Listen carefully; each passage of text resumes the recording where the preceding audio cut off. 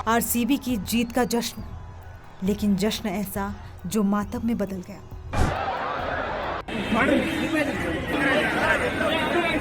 बेंगलुरु के चिन्नास्वामी स्टेडियम में बीते शाम जो कुछ हुआ उसने पूरे देश को हिलाकर रख दिया।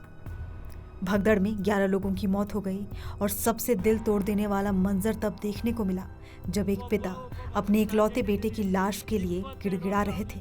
गम में डूबे बेबस पिता अधिकारियों से गुहार लगा रहे थे कि उसके बेटे का शव पोस्टमार्टम के बिना ही उसे लौटा दिया जाए। दुखी पिता ने कहा कि कम से कम मुझे उसकी लाश तो दे दो, पोस्टमार्टम मत करो, उसके शव को टुकड़ों में मत काटो। एक ही बेटा था मेरा, अब वो भी चला गया। मुख्यमंत्री और डिप्टी सीएम आ जाएं, लेकिन मेरा बेटा वापस नहीं आएगा। ये वो शब्द हैं जिनमें एक टूटा हुआ बाप अपनी दुनिया उजड़ते देख रहा था। उसका बेटा उन 11 क्रिकेट फैंस में शामिल था जो चिन्नास्वामी स्टेडियम के बाहर भगदड़ में अपनी जान गंवा बैठे। ये दर्द सिर्फ एक पिता का नहीं, ये उस व्यवस्था का आईना है जो भीड़ की दीवानगी को समझ नहीं पाई। बेंगलुरु में बुधवार की शाम आरसीबी की जीत के जश्न में जो कुछ हुआ वो किसी भयानक हादसे से कम नहीं था। इस भीषण हादसे में 11 लोगों की दर्दनाक मौत हो गई और 33 लोग घायल हो गए हैं। बच्चियों, महिलाओं और बुजुर्गों को अस्पताल में भर्ती करवाना पड़ा। आरसीबी के 18 साल में पहली आईपीएल जीत का जश्न, बिना किसी टिकट के फ्री एंट्री और विराट कोहली के दीदार की चाहत, ये सब मिलकर भीड़ को स्टेडियम के संकरी गलियों में धकेल लाए। हजारों लोग स्टेडियम में घुसने की कोशिश करने लगे। गेट तोड़ने की नौबत आ गई और अफरा तफरी के बीच भगदड़ मच गई।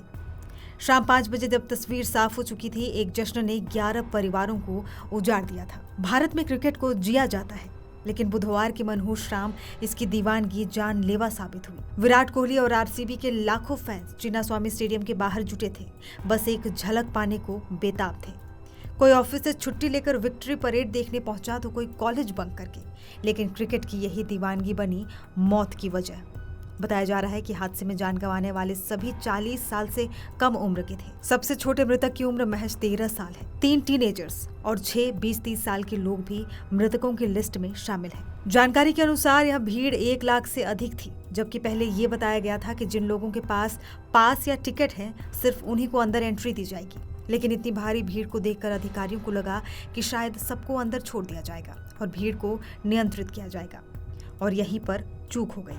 स्टेडियम की क्षमता महज 35,000 थी, लेकिन भीड़ 1 लाख से ज्यादा पहुंच गई। एक छोटे से गेट से ही एंट्री दी जा रही थी, जहां एक समय में केवल 2 लोग ही अंदर जा सकते थे, लेकिन लोग जबरन 3 से 5 लोग तक घुसने लगे, जिसके बाद ही भगदड़ जैसे हालात बन गए। अब बड़ा सवाल ये उठ रहा है कि क्या मौके पर पुलिस प्रेजेंस पर्याप्त था, क्योंकि 2 जगहों पर इवेंट हो रहा था। विधानसभा में भी मूवमेंट थी जहां पुलिस की ज्यादा तैनाती थी, नतीजतन यहां पुलिस कम थी। कई फैंस ने ऑर्डर को सम्मान पूर्वक फॉलो किया, लेकिन कुछ लोग नियमों की अनदेखी करते हुए कंपाउंड पर चढ़ने लगे। ऐसे में सवाल ये भी उठ रहा है कि क्या भीड़ को नियंत्रित करने के लिए पुलिस बल की संख्या पर्याप्त थी या नहीं। बहरहाल आरसीबी की जीत तो इतिहास में दर्ज हो गई, लेकिन इस जीत की कीमत 11 जिंदगियों ने चुकाई। सवाल ये कि क्या हमारे आयोजन इतने अंधे हो चुके हैं कि इंसानी जान की कोई कीमत नहीं बची। हालांकि ये हादसा सिर्फ भीड़ का नहीं, हमारी लापरवाहियों का भी नतीजा है।